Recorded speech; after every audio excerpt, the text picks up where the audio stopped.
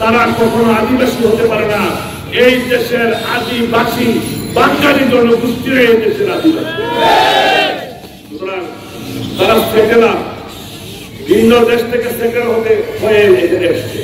সুতরাং তাদের জন্য সরকারের মায়া কান্না প্রাধান্য কাদেরকে দিচ্ছেন? যারা ভিনদেশী নাগরিক, যাদের নেতা ৩৬,০০০ বাঙালির খুনি সন্তু, যারা পার্বত্য চট্টগ্রামে দেশ সুরক্ষা বাহিনীকে গুলি করে হত্যা করে খ্রিস্টান তৈরির কারখানা আমরা প্রতিহত করব। এটা হতে দিব না, দিতে পারি না। আন্দোলনের কর্মসূচি ঘোষণা করব। ইউএনডিপি, ইসরায়েলের মোসাদ, ভারতের র মিলে পার্বত্য চট্টগ্রামকে আলাদা একটা খ্রিস্টান রাষ্ট্র করা পায় তারা করছে।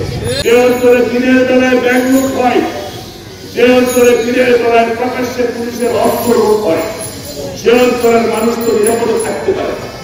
বন্দোবস্তি চালু করে দিতে হবে।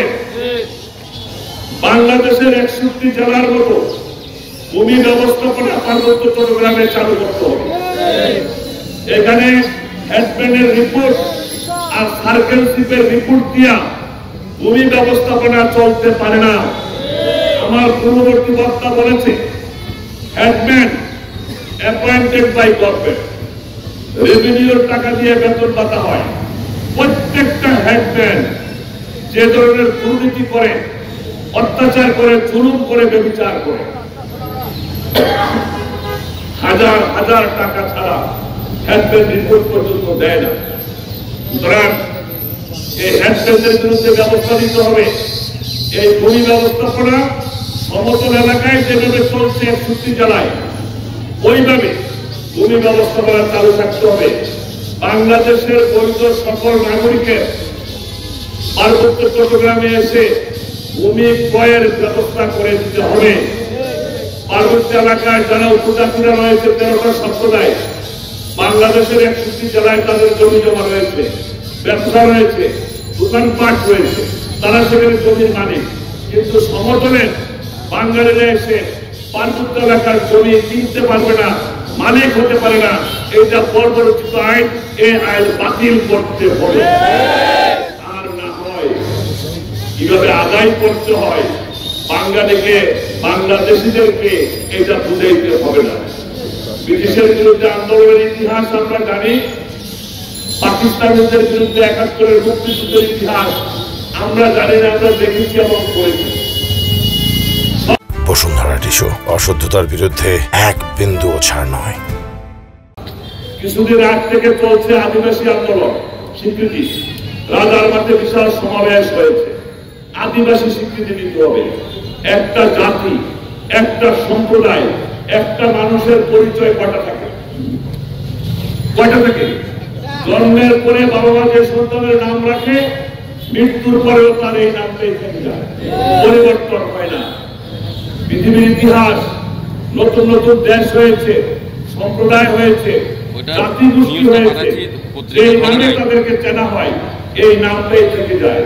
পার্বত্য চট্টগ্রামে তারা এসে প্রথম বলল আমরা পাহাড়, ওকে পাহাড়। ৯৭ সালে চুক্তি হলো, যে চুক্তির মধ্য দিয়ে পার্বত্য চট্টগ্রামের ৫৪% বাঙালিকে জবাই করে হত্যা করা হয়েছে। ওই চুক্তিতে তারা বলল আমরা উপজাতি। পার্বত্য চুক্তিতে লেখা আছে এটা উপজাতীয় অধ্যুষিত অঞ্চল। আপনারা অবৈধ হয়েন না। লাস্ট ১১টায় প্রোগ্রাম শেষ করবো, ১ ঘন্টা, একটু মনোযোগ সহকারে শুনতে হবে। ৯৭ সালে চুক্তিতে তারা স্বীকার করলো যে আমরা উপজাতি। আচ্ছা, আমাদের বান্দরবানের সাবেক ওমান চিফ, উনি, ওনার ভিডিও বক্তব্য আছে, উনি বলেছেন আমরা মিয়ানমার থেকে এসেছি, আমরা এই অঞ্চলের আদিবাসী নই। এর চেয়ে বড় রেকর্ড আর প্রয়োজন হয় না। তারপরে তারা বললেন আমাদেরকে সাংবিধানিক ভাবে স্বীকৃতি দিতে হবে। দেশের সরকার সাংবিধানিক ভাবে তাদেরকে স্বীকৃতি দিল।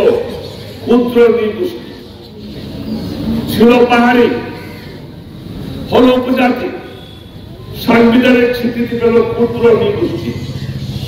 বলছে আমরা আদিবাসী, তার মানে সেই সন্তানের জন্মদাতা বাবার সঠিক পরিচয় থাকে না, তারাই বারবার নাম পরিবর্তন করতে পারে। তার অর্থ হল 13টা সম্প্রদায়, ত্রিপুরাদের সাথে বন্দের কোনো ভাষার মিল নাই, বন্দের সাথে মুরুদের ভাষার মিল নাই, মুরুদের সাথে মারমাদের ভাষার মিল নাই, মারমাদের সাথে চাকমাদের ভাষার মিল নাই, চাকমাদের সাথে তর্জুঙ্গাদের ভাষার মিল নাই, তর্জুঙ্গাদের সাথে কুবিদের ভাষার মিল নাই, কুবিদের সাথে চাক সম্প্রদায়ের ভাষার মিল নাই, চাক সম্প্রদায়ের সাথে মুসাই সম্প্রদায়ের ভাষার মিল নাই। একটা